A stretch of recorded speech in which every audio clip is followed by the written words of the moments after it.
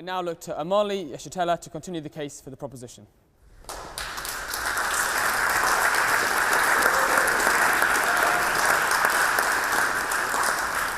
Mr. President, ladies and gentlemen, I have only recently come here from the United States of America. And that being the case, I cannot stand before this august body without prefacing my statement in defense of closer unity of Africa, without stating first my unconditional solidarity with President Maduro and the government and people of Venezuela, who are currently under attack, savage attack, by the declining world hegemon of the United States. I think it's absolutely necessary to say that coming from that country, and especially looking at the fact that the United States travels the world preening, presenting itself as the guardian of democracy and the rights of the peoples around the world, where the reality is that Africans who are colonized in the United States represent at least half of the largest prison population in the world. There are more Africans in prison in the United States than there are people in Djibouti or in Equatorial Guinea. And so we find it very difficult, also recognizing that by their own estimates, it would take 228 years for the income of Africans colonized in the United States to equal that of the colonial white population. So it is absolutely necessary for me to stand here today before you expressing total opposition to the United States government terroristic actions against the people of Venezuela with an attempt to starve the people into opposition to their government. Mr. President, brothers and sisters, comrades, it is also necessary for us to say that this question of a closer union with Africa, or between Africans, or within Africa, is not a purely academic question, despite the fact that this debate is occurring within the pinnacle of bourgeois academia.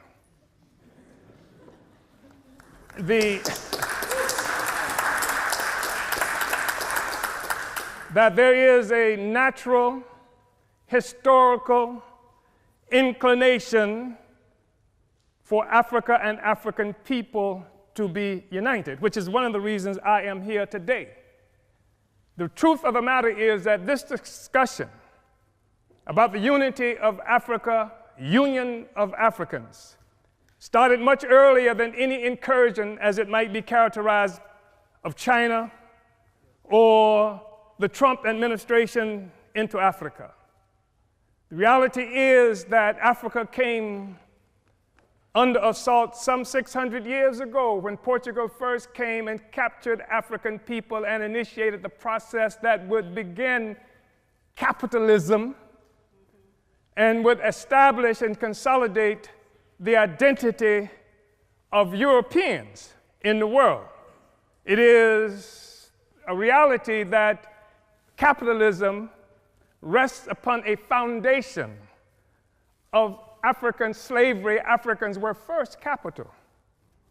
And in order for this to occur and to last, it was absolutely necessary to keep African people divided so that we could not resist this horrible incursion on Africa that continues up to now.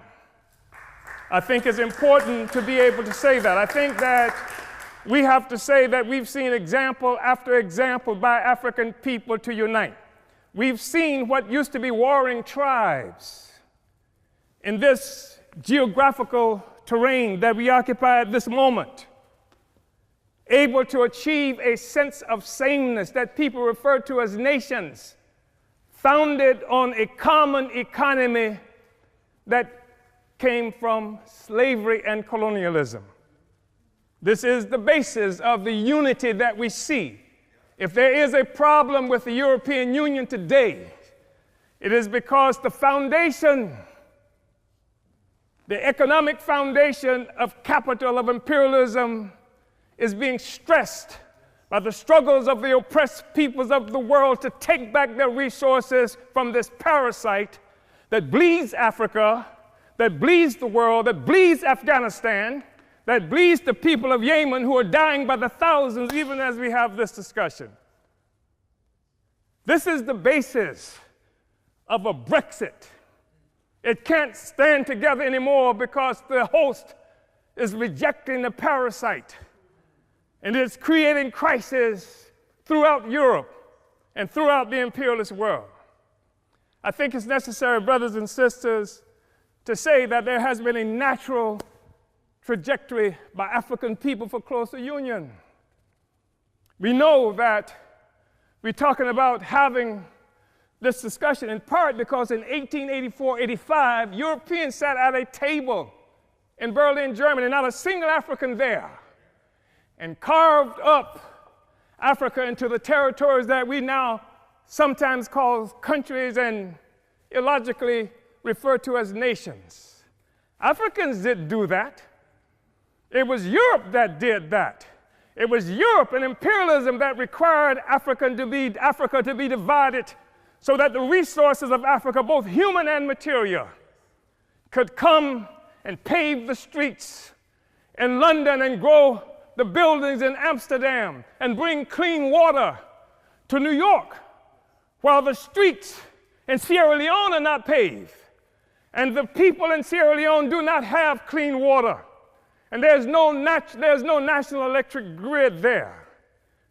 It is necessary to keep Africa divided by European imperialism and by all the imperialism in order to continue to suck the resources from Africa so that cell phones could exist here, so that Steve Jobs and the others could achieve some great notoriety from the coltan that comes from Congo, where Leopold killed at least 12 to 15 million Africans in order to conquer and keep Africa in the condition it's in today. We talk about a united Africa and African Union because of what European imperialism has done to Africa to keep us divided. We know it's true. We saw 100 years or so ago, Marcus Garvey organized the Universal Negro Improvement Association and African Communities Leagues that stretched across the globe. More than 11 million African people everywhere were connected to this. Africa for Africans, at home and abroad. That was the cry.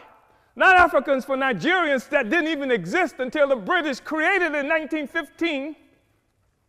And Flora Shaw, the mistress who would become the wife of Frederick Lugard, came up with the name Nigger Area.